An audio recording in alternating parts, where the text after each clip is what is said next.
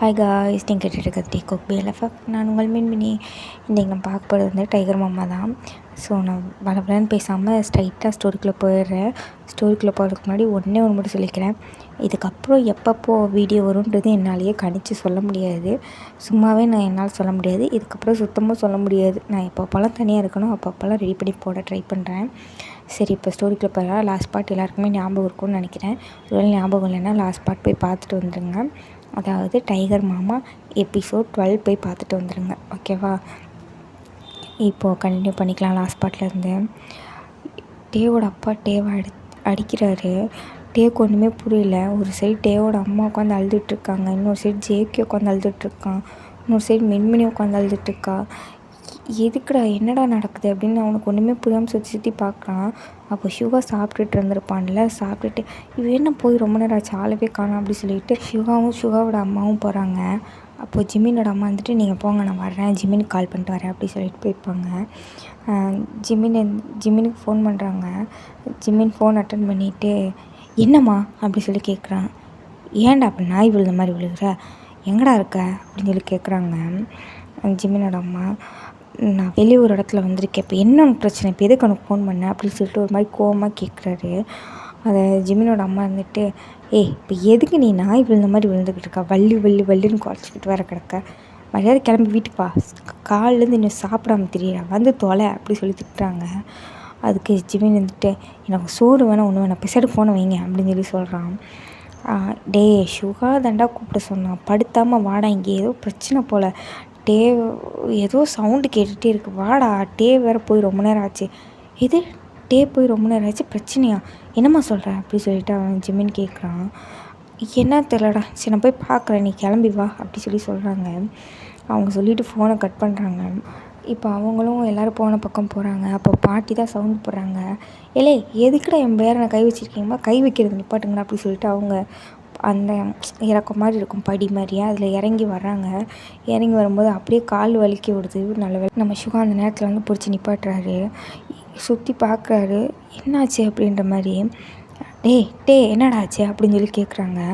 அப்போது நம்ம இருந்துட்டு என்னன்னே தெரியல அப்படி சொல்லி முழிக்கிறான். என்னாச்சு, என்னப்பாச்சு அப்படி சொல்லிட்டு டேவோட அப்பா பற்றி கேட்குறான். அப்போ டேவோட அப்பா வந்துட்டு, இன்னும் என்ன ஆகணும், இவனை பெற்றதுக்கு அவங்க ஆற்றுல சொல்லணும், என்னடி புள்ள பற்றி வச்சுருக்கா அப்படி சொல்லிட்டு அவர் பாட்டு திட்ட ஆரம்பிச்சிட்டாரு.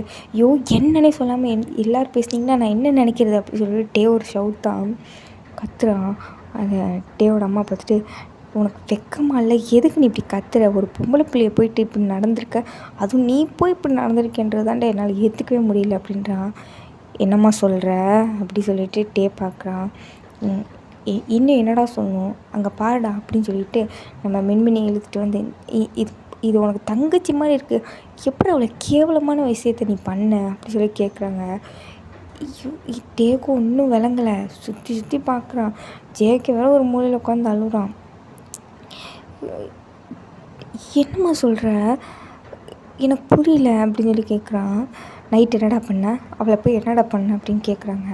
அப்போது ஜேகேயோட அம்மாக்கிட்ட, மதினி அடிக்காத மதினி அவனை அப்படின்னு சொல்லி சொல்கிறாங்க. ஏதாவது தெரியாமல் பண்ணியிருப்பான், நைட் உட்காந்து குடித்தாங்கல்ல அதனால பண்ணியிருப்பான், விடு மதினி, நம்ம டேக்கிட்ட பொறுமையாக பேசலாம் மதினி அப்படி சொல்லிட்டு அவங்க ஒரு பக்கம் அழுகுறாங்க.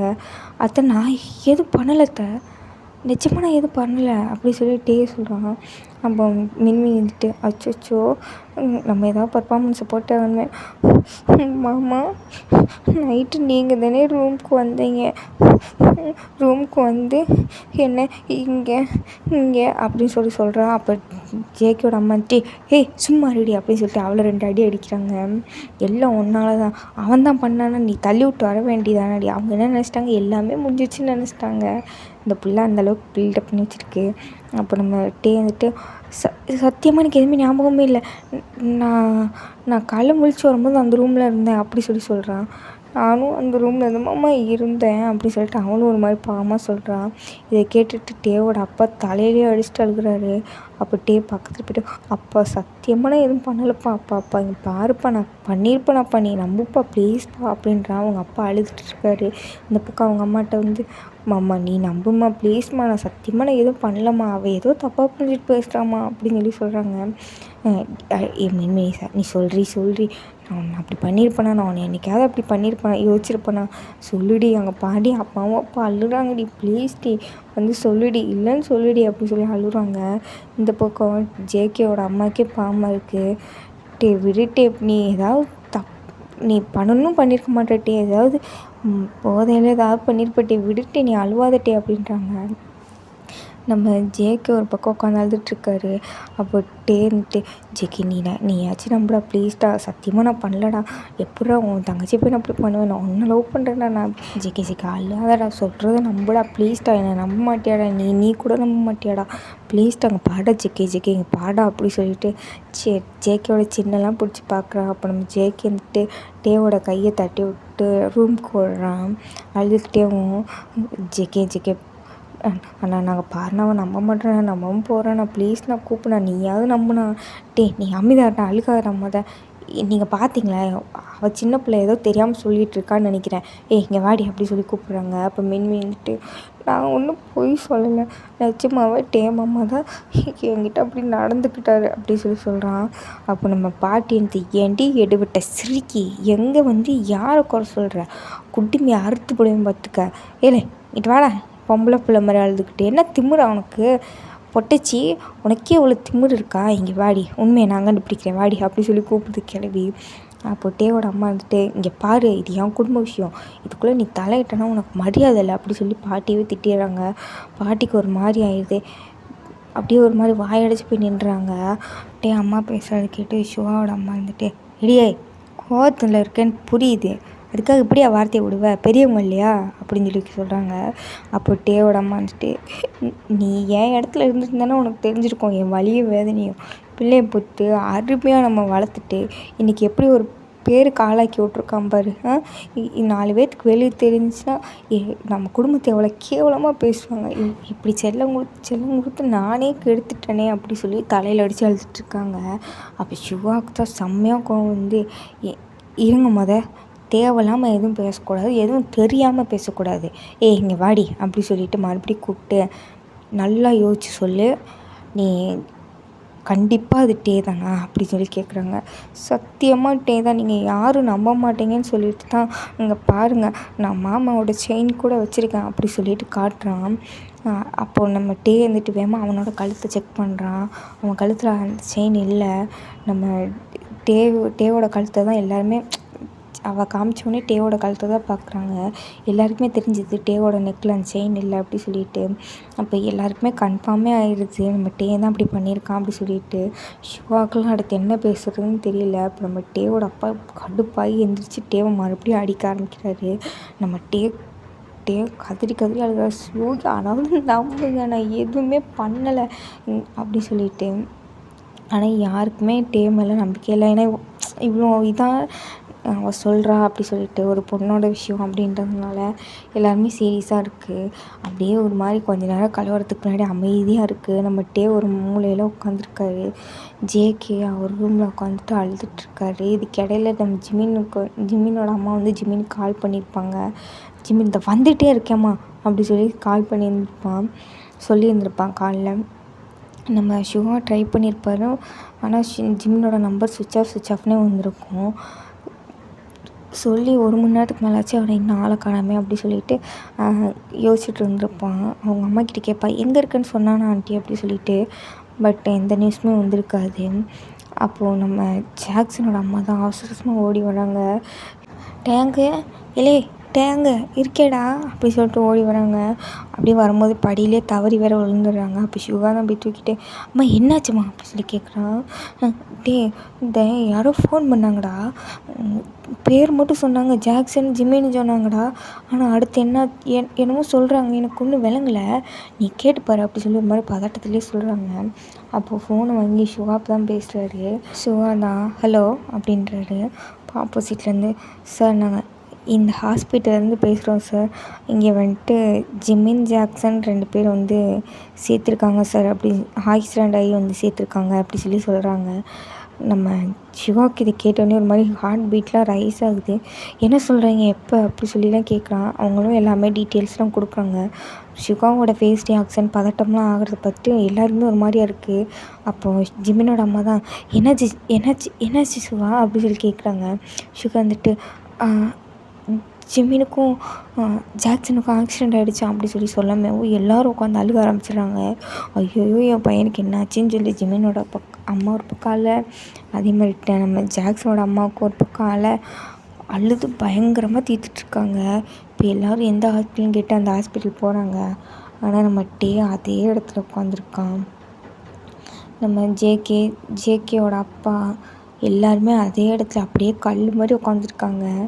இந்த நிலமையில அவங்களால வர முடியாதுன்றது ஜிமினோட அம்மாவும் அண்டர்ஸ்டாண்ட் பண்ணிக்கிறாங்க. இப்போது நம்ம டேவோட வீடேவும் இருண்டு போய் கிடக்கு. இருண்டு வெளிச்சமாக தான் இருக்குது. ஆனால் அந்த வெளிச்சத்தில் ஒரு சந்தோஷமே இல்லாத மாதிரி இருக்குது. நம்ம டேக்கு எங்கே போய் எங்கே தப்பு பண்ணோம் அப்படின்ற மாதிரி இருக்குது. எந்த இடத்துலடா நம்ம தப்பு பண்ணோம் திருப்பி திருப்பி யோசிக்கிறாரு. அவருக்கு ஞாபகம் இருக்கிறது எல்லாமே அவர் ரெஸ்ட் ரூம் வந்தது மட்டும்தான். அதுக்கு மேலே ஒன்றுமே ஞாபகம் இல்லை. பிளாங்காக இருக்குது. அதுக்கப்புறம் காலையில் ஜேகே அரைஞ்சதுக்கப்புறம் தான் அவர் அந்த போதையிலேருந்து தெரிஞ்சிருப்பார். அவரும் யோசிச்சு பார்க்குறாரு. அவரால் முடியல. மறுபடியும் உட்காந்து அழ ஆரம்பிச்சிடுறாரு. அப்போது ஜேகேவோட அப்பாவும் டேவோட அப்பாவை பார்க்குறாரு. மாமா காலையிலேருந்து நீங்கள் சாப்பிடல சாப்பிடுங்க மாமா அப்படின்றாரு. டேவோட அப்பா இந்த மாதிரி ஒரு புள்ளைய பார்த்துட்டு எனக்கு எப்படா நிம்மதியாக சாப்பிடணும்னு தோணும் அப்படின்னு சொல்லிட்டு அலறாரு. நம்ம டேக்கு இந்த வார்த்தையெல்லாம் பயங்கரமாக காயப்படுத்துது. ஒரு பக்கம் மின்மினிக்கும் கஷ்டமாக தான் இருக்குது. ஏன்னா அவளுக்குமே பெருசாக ஞாபகம் இல்லை என்ன நடந்தது அப்படின்னு. ஆனால் எதுவுமே ஒரு சில விஷயம் நடந்திருக்கும். ஆனால் டீப்பாக எதுவுமே நடக்கலை அப்படின்றது அவளுக்கும் தெரியும். அவங்க அம்மாக்கிட்டேயும் அவள் அப்படி தான் சொல்லியிருப்பா. என் மாமா தப்பாக நடந்துக்கிட்டாருன்னு தான் சொல்லியிருப்பா. மற்றபடி எதுவும் நடந்துச்சுன்னு சொல்லியிருக்க மாட்டா. ஒரு பொண்ணுக்கு இந்த மாதிரி நடந்துச்சு அப்படின்னா எப்படி யோசிப்பாங்க பேரண்ட்ஸ், அந்த மாதிரி தான் அவங்களும் யோசிச்சிருப்பாங்க. அப்போ டேவோட அம்மா தான் இதை எப்படியே விட முடியாது, அடுத்த முகூர்த்தத்துலேயே இவங்க 2 பேர்த்துக்கு கல்யாணம் பண்ணி வச்சிடலாம் அப்படி சொல்கிறாங்க. இதை கேட்டு அவங்க அம்மாவை திரும்பி பார்க்குறான். அப்போ அவங்க அம்மா டேவை பார்த்துட்டு எதுவுமே பேசல, அவாய்ட் பண்ணிவிட்டு மறுபடியும் பேச ஆரம்பிக்கிறாங்க. ஏய் எந்திரிடி அப்படின்னு சொல்லிட்டு ஜேகேவோட அம்மா சொல்கிறாங்க. இங்கே பாடி சின்ன வயசுலேயே பேசி வச்சதெல்லாம் மறந்துடணும். இவன் பண்ண வேலைக்கு எல்லாத்தையும் குழி தோண்டி புதைச்சாச்சு. இதுக்கப்புறம் இவளை நான் என் வீட்டு மருமகளாக ஏற்றுக்கிறேன், சரியா? உனக்கு விருப்பம் இருக்கா இல்லையா அப்படின்றாங்க. ஜேகேவோட அம்மா ஒரு மாதிரி உடஞ்சி அழுறாங்க.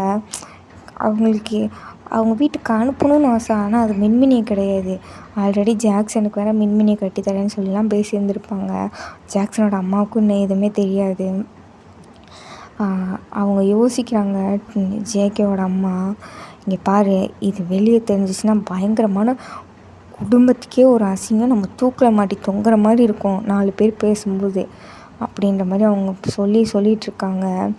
அப்போது நம்ம ஜேகேவோட அம்மா ஜேகேவோட அப்பா பார்க்குறாங்க. ஜேகேவோட அப்பா இப்படியே தலையாட்டுறாரு. அப்போ நம்ம டேவோட அப்பா மாப்பிள்ள எனக்காக பண்ணிடா மாப்பிள்ள, என்னாலலாம் முடியாது மாப்பிள்ள, நெஞ்செல்லாம் வலிக்குது, சீக்கிரமாக நான் போய் சேர்ந்துடுவேன் போல் அப்படின்னு சொல்லி நெஞ்சில் கை வைக்கிறாரு. இப்போ எல்லாருமே சரின்ற மாதிரி தலையாட்டிகிட்ருக்காங்க. நம்ம ஜேகேக்கு அவங்க பேசுகிறதெல்லாம் கேட்குது. கத்திரி அழுதுட்ருக்கான். இந்த பக்கம் மின்மினிக்கு கொஞ்சம் சந்தோஷமாக தான் இருக்குது. பரவாயில்ல எப்படியோ ஒரு வழியாக ஒத்துக்கிட்டாங்க அப்படின்னு சொல்லிட்டு. ஆனால் ஒரு பக்கம் ஜேகே அழுறதும் கஷ்டமாக தான் இருக்குது. ஆனால் அதோட இது கம்பேர் பண்ணும்போது நம்மளுக்கு இதானே வேணும் அப்படி சொல்லி யோசிச்சிட்றான். நம்ம ஜேகே அழுற சவுண்டு கீழே இருக்க எல்லாருக்குமே கேட்குது. ஆனால் அவங்களுக்கு எப்படி போய் ஜேகேவை சமாதானப்படுத்துறதுன்னு தெரியல. இவங்க எல்லோரும் சரின்னு மண்டையாட்டிகிட்ருக்காங்க. அப்போ நம்ம யாரை கேட்டு இதெல்லாம் முடிவு பண்ணுறீங்க அப்படி சொல்லி கேட்குறான். அப்போ டேவோட அம்மா யாரை கேட்கணும், நீ பண்ண வேலைக்கு யாரை கேட்கணும் சொல்லு, யாரை கேட்கணும் அப்படின்றாங்க. என்னை கேட்கணும், நான் தான் முடிவு பண்ணணும், இது என் வாழ்க்கை அப்படின்னு சொல்லி சொல்கிறாரு. அப்போது டேவோட அப்பா நீ பண்ண வேலைக்கு நானாக எப்போயோ போய் செத்துருக்கணும்டா, காதில் கேட்டுட்டு இன்னும் உயிரோட இருக்கேன் பார்த்தியா அப்படின்னு சொல்லிட்டு அவங்க அப்பா ஒரு பக்கம் சொல்ல, அவங்க அம்மா ஒரு பக்கம், நீங்கள் ஏங்க சாகணும், இதுதான் முடிவு, கல்யாணம் பண்ணி தான் ஆகணும் அப்படின்னு சொல்லி டேவை பார்த்து சொல்கிறாங்க. ஓ, அப்போ இதுதான் உங்கள் முடிவா அப்படின்னு கேட்க, அப்போ ஜேகேவோட அம்மா வந்துட்டு, பெரியவங்க சொல்கிறாங்களே கொஞ்சம் கேட்டுக்கடா அப்படின்னு சொல்லி சொல்கிறாங்க. நீங்கள் கம்முன்றுங்க அத்தை, நான் எங்கள் அம்மா கிட்டே பேசுகிறேன் அப்படின்னு சொல்லி சொல்லிடுறான். ஜேகேவோட அம்மா அமைதியாகிடுறாங்க. இனி என்னடா அம்மா புள்ள, உன்னெல்லாம் வெளுக்க வேண்டிய வயசில் வெளுத்து வளர்த்துருந்தோம்னா இன்றைக்கி போய் இந்த மாதிரி ஒரு காரியம் பண்ணியிருப்பியா, சி நான் உன்னை பெற்றதுக்கு எனக்கு கேவலமாக இருக்குடா அப்படின்றாங்க. அப்போ டே வந்துட்டு, நான் தான் சொல்கிறேன்ல நான் எதுவுமே பண்ணலை அப்படின்னு சொல்லி கத்துறாரு. அப்போ டேவோட வந்துட்டு, சும்மா கத்துற வேலையெல்லாம் வச்சுக்காத, நீ பண்ணாமையா அவன் வந்து சொல்கிறா, அவளுக்கு என்னடா உன் மேலே எதுவும் இதா அவள் வந்து சொல்கிறதுக்கு, அவனா பைத்தியமா அப்படின்னு சொல்லி கேட்குறாங்க. இங்கே பாருமா, நீ அவள் சொல்கிறத நம்புகிற, நான் சொல்கிறத நம்ப மாட்டியா, ஒரு தடவை என் ஒரு பர்சன்ட் கூடவும் நான் சொல்கிறதுல உண்மை இருக்காதுன்னு நீ நினைக்கிற அப்படின்னு சொல்லி கேட்குறாங்க. இந்த பக்கம் பாட்டி ஒரு ஓரமாக கஷ்டப்பட்டுட்டு ஒரு மாதிரி அழுதுகிட்டு உட்காந்துருக்காங்க. அவங்க கண்ணுலேருந்து தண்ணி வருது. அவங்க வீட்டில் யாருமே டேவை நம்ப மாட்டுறாங்க. ஜேகேவும் உட்காந்து அழுன்னு அழுதுட்ருக்காரு. ஒரு மாதிரி ஷவுட் பண்ணி அழுதுட்ருக்காரு. இது எல்லாத்தையுமே கேட்குறதுக்கு டேவோட மைண்டேவும் ஒரு மாதிரி டிப்ரெஷனுக்கு போய் அவர் பயங்கரமாக கத்த ஆரம்பிச்சிடுறாரு. அப்போ டேவோட அப்பா வந்துட்டு, நீ நம்ம அடுத்த முகூர்த்தத்தில் கல்யாணத்தை வைக்கிறோம், காது வச்ச மாதிரி இந்த விஷயத்தை இதுக்குள்ளேயே போட்டு முடிச்சுட்டு நம்ம கல்யாணம் பண்ணி வச்சிடறோம் சரிங்களா அப்படி சொல்லி பேசுகிறாங்க. அவ்வளோதான் உங்களுக்கு மரியாதை, இனிமேல் என் வாழ்க்கையை பற்றி யாராவது முடிவு எடுத்தீங்க அவ்வளோதான் அப்படி சொல்லிட்டு டே மேலே ஓடுறாரு ஜேகே ரூமுக்கு.